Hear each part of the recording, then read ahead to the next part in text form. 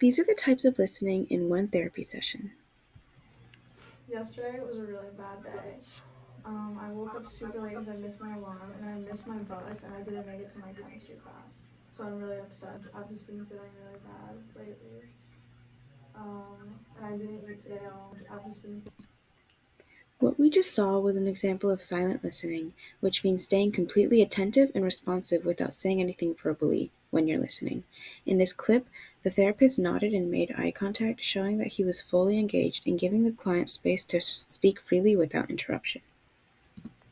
So was that super stressful for you? Like, what time was your class at? And like, how late were you? Um, like, do you have any other details to the story that would maybe help me understand the situation a little bit better? In this clip, we saw questioning, which is a type of listening where the listener asks for more information. Here, the therapist asks clarifying questions like, was that stressful for you? What specifically made that stressful? To better understand the client's experience and gather more important details. It was really stressful because I missed, I kind of ruined my whole day by waking up late. I don't know, it was just like the lack of sleep combined with not eating just made me feel really bad the whole day. Yeah, I totally understand how not eating and then combine that with like a lack of sleep. I totally understand how that could make you feel stressed, because that could, and especially running late, that could affect your grade in the class. So I understand why that would make you feel stressful. I was That was an example of paraphrasing, which means restating the speaker's thoughts and feelings in your own words.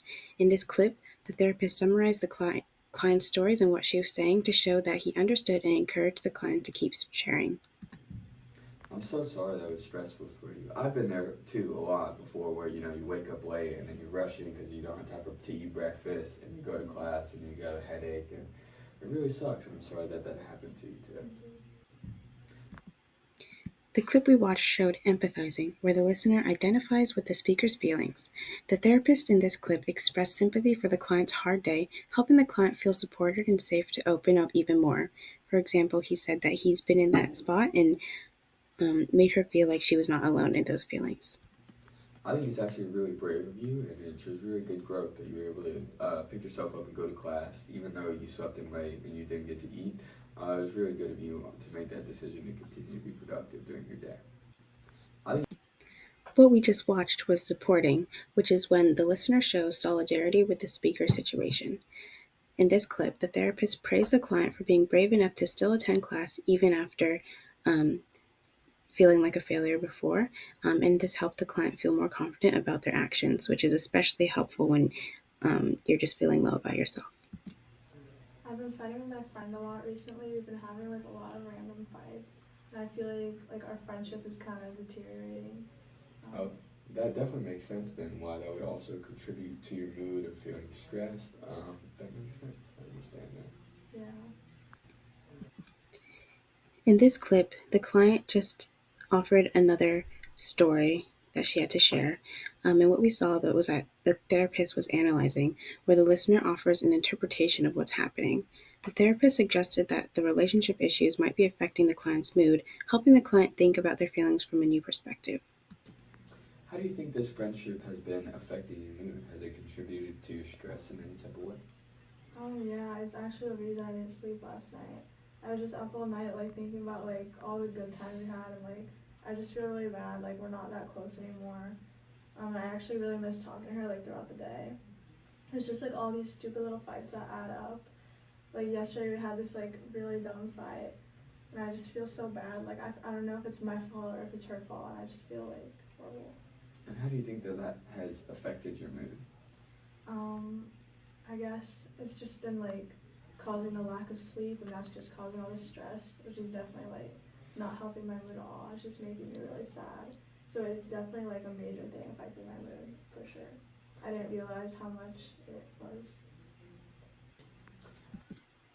Here we see evaluating, a listening response that judges or praises the speaker's thoughts or behaviors. The therapist asks the client to reflect on how their friendship might be affecting her mood, pushing them to think critically about her situation. I'm just so confused. I really don't know what to do. I'm just so confused. Yeah, I mean, I think tomorrow or today after this session, you should try calling your friend, or if you can meet face to face, that'd be even better. And that way, you guys can really, in a more like talk about the issue that you're having and the best way to overcome those challenges. I think that'll be really helpful for you in your situation. Okay. And do you think I should call her or? The type of communication that you want is kind of up to you. Face to face offers some more insights because you can see their nonverbal expressions, such as face expressions. But calling or texting provides a good alternative solution if that's not something you're interested in. Alright. Yeah, I mean, What we just saw was advising, which means that the therapist was giving someone advice or suggestions. After the clients asked for help, the therapist offered practical advice based on their experience, guiding the client towards a possible solution.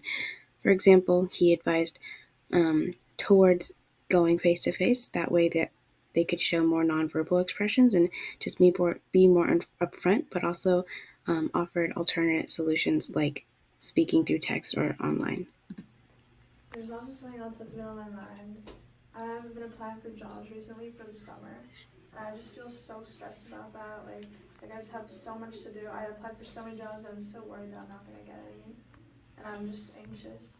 what specifically in the job seeking process has been stressing you? I don't know, I've never had a job before and I just feel like kind of nervous and anxious. I don't know why. I'm really scared that I'm not gonna get the job or that I'm just like they're not gonna like me. Like I'm really scared for the interview. There's also something else that's been on. Yeah, that must be so hard. What kind of jobs are you looking for? I'm trying to go to medical school, so I've been looking at a lot of like nursing jobs, a lot of like CNA jobs, just stuff that'll like give me clinical experience in the medical field. It's just all so stressful.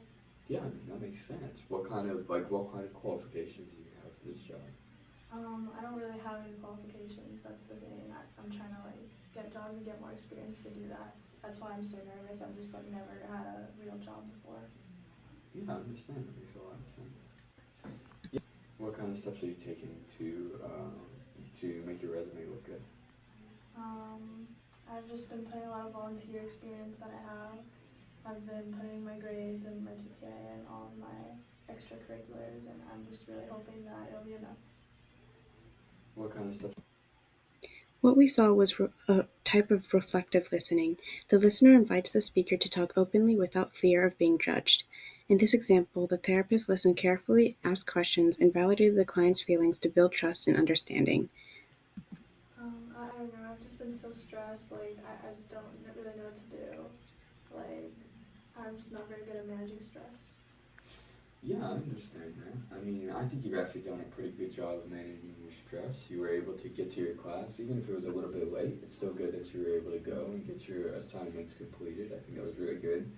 I think you going through the application process is a really good step. That shows bravery, and I think that you are a well qualified candidate. Like you said, you had certain volunteer work that qualifies for you, and you're a medical student at a solid university. So I think that could put you in a really good position in order to get a good job, and I really think that it's a strong possibility that you're able to do that.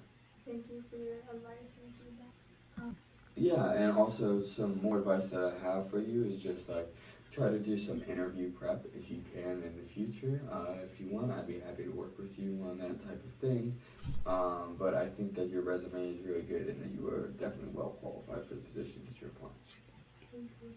Yeah, Finally, this was directive listening, where the listener evaluates the speaker's message and gives advice. The therapist gave final encouragements and specific strategies, helping the client leave the session with clear, actionable next steps.